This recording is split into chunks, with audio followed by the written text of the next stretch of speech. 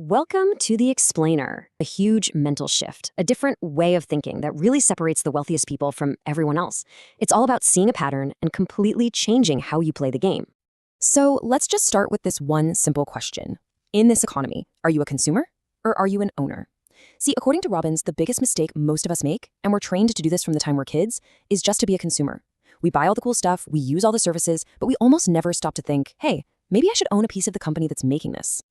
Tony Robbins has this killer example that makes it all so clear. Look, if you're an Apple fan and you've bought every new iPhone for the last 18 years, you've spent something like $22,000. But what if every time you bought a phone, you also bought the same amount in Apple stock? Well, that same money would now be worth over $326,000. That's the difference. That's consumer versus owner. Okay, so how do you actually start to think like an owner? Well, after interviewing more than 50 of the absolute sharpest financial minds on the planet, Robbins noticed something. They all follow the same playbook. It doesn't matter what their strategy is, they all operate from these 4 core principles. And here they are, the core 4. Number 1, and this is huge, don't lose money. We'll get into why in a sec. 2, smart asset allocation. 3, find what's called asymmetrical risk reward. That's the secret sauce. And 4, truly smart diversification. And believe me, these aren't just fancy terms, they are the absolute pillars of how billionaires build and keep their wealth. Let's talk about that first rule, don't lose money. The math here is just brutal, and it's why this rule is number 1. If you have $10 and you lose 50%, you're down to 5. Now to get back to 10, you don't need a 50% gain, you need a 100% gain on your $5. The penalty for losing is so much bigger than the reward for winning. That's why the best investors are obsessed with defense first. Okay, so once you've protected your downside, it's time to look for the right kind of opportunities.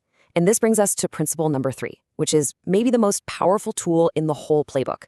Asymmetrical risk reward. It's not about being a daredevil. It's the exact opposite. It's about finding bets where if you're right, you win big, but if you're wrong, you lose just a little. Billionaire investor Paul Tudor Jones just lays it out perfectly with his 5-to-1 rule. He only takes a risk if he can make $5 for every $1 he puts on the line. Now think about how powerful that is. It means you can be dead wrong 4 times in a row, and on the 5th try, you just break even. That's how you can be wrong most of the time and still get incredibly wealthy.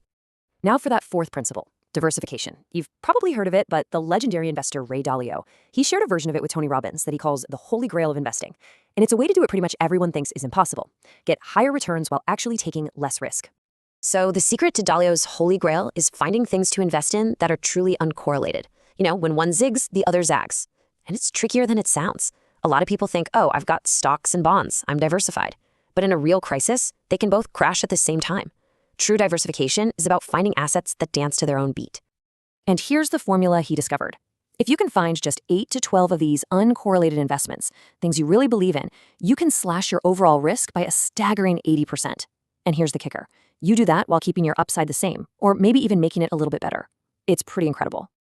So where do you even find these kinds of opportunities? Well, a lot of the time, you have to look outside the regular stock market. Look at private equity. That's basically investing in companies before they're famous, before they go public. Over almost 4 decades, it's just consistently crushed the stock market, providing a totally different kind of return. And just look at the power of compounding here. Let's say you invested $1 million in the S&P 500, earning that 9% average for 39 years.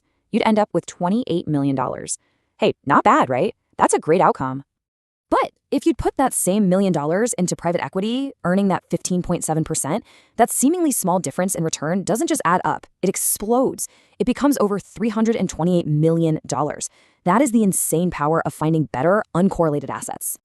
Now, this owner's mindset, all of it, finding asymmetry, managing risk, it's not just for playing the market. It's the absolute foundation for building a great business. But the truly legendary founders, Robbins says, they add one more critical ingredient to the mix.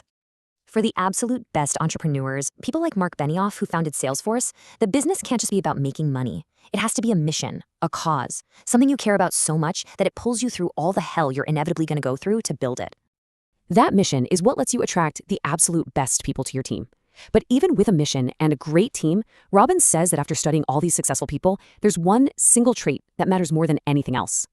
It's not about being the smartest person in the room. It's not about getting lucky. It's hunger. A relentless, never-satisfied hunger to do more, to create more, to give more, to be more. It's a fire that just doesn't go out. And according to Robbins, that is the one thing all the greats have in common. So we've gone through the mindset of owners, of investors, of world-changing founders. What's the one thing you should really walk away with? What's the thread that ties all of this together? The core 4. That's the playbook. Those are the mechanics. But your own personal drive, your hunger, that's the fuel. Without it, the best playbook in the world is just a piece of paper. That hunger is your single greatest asset. So the only question left is, what are you going to do to feed it?